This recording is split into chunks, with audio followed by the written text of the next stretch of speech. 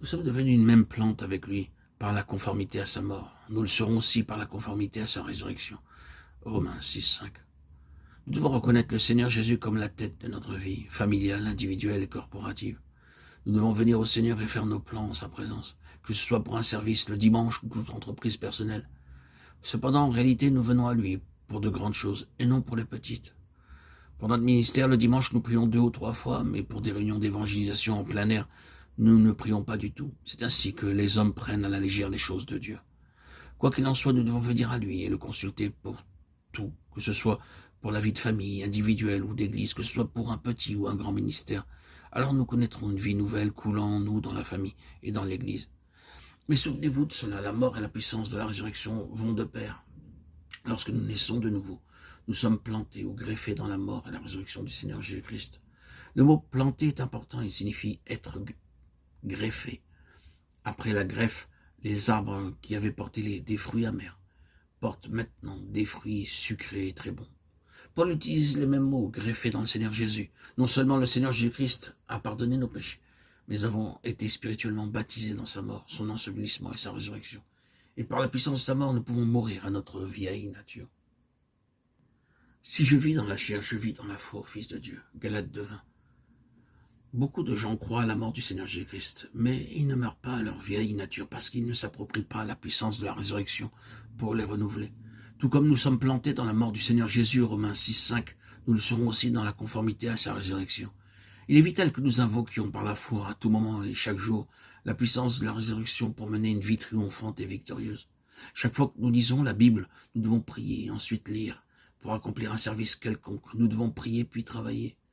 Nous devons recevoir la puissance de la résurrection par la foi pour chaque chose. Le don de Dieu doit être reçu à chaque moment. C'est une foi active et vivante que Paul décrit en Galates 2:20. La foi du Fils de Dieu et non pas notre foi.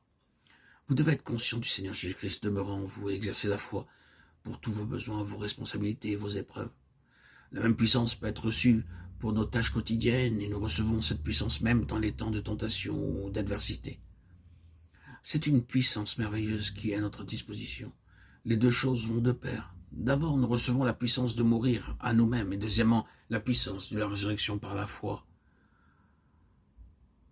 Qu'au nom de Jésus, tout genou fléchisse dans les cieux, sur la terre et sous la terre. Et que toute langue confesse que Jésus-Christ est Seigneur, à la gloire de Dieu le Père. Philippiens 2, 10, 11. Le Seigneur Jésus représente la tête, Lazare représente la puissance de la résurrection. Troisièmement, il y avait de la nourriture sur la table, ce qui représente la parole de Dieu dont nous jouissons par la communion avec le Seigneur Jésus. Ce n'est qu'alors qu'il peut y avoir de la croissance individuelle et familiale. Quatrièmement, Marthe servait joyeusement, Jean 12:2, et Marie exprimait sa dévotion et son adoration. Elle était si orgueilleuse avant. Extérieurement, elle était humble, mais intérieurement, elle était orgueilleuse. Et ils reconnaissent maintenant Jésus comme leur maître, leur Seigneur, leur Créateur, et la résurrection disant « Tu es digne de toute adoration ». Lorsque vous le voyez comme roi des rois et seigneur des seigneurs, honorez-le comme tel. Il y a 5 principes divins à satisfaire si nous désirons une vie triomphante, un foyer heureux et une église vivante. Premièrement, nous devons aller à lui pour toutes choses et obtenir son approbation pour tous nos plans. Deuxièmement, nous devons nous approprier la puissance de la résurrection pour tous nos besoins, nos problèmes et nos épreuves. Troisièmement, nous devons être en communion et nous soumettre à la parole de Dieu. Quatrièmement, nous devons servir joyeusement. Et cinquièmement, adorer pieusement avec humilité et gratitude. Par ce quintuple secret, nous obtenons un foyer heureux. Et un foyer heureux satisfait à l'ordre divin. Que le Seigneur nous accorde cette expérience.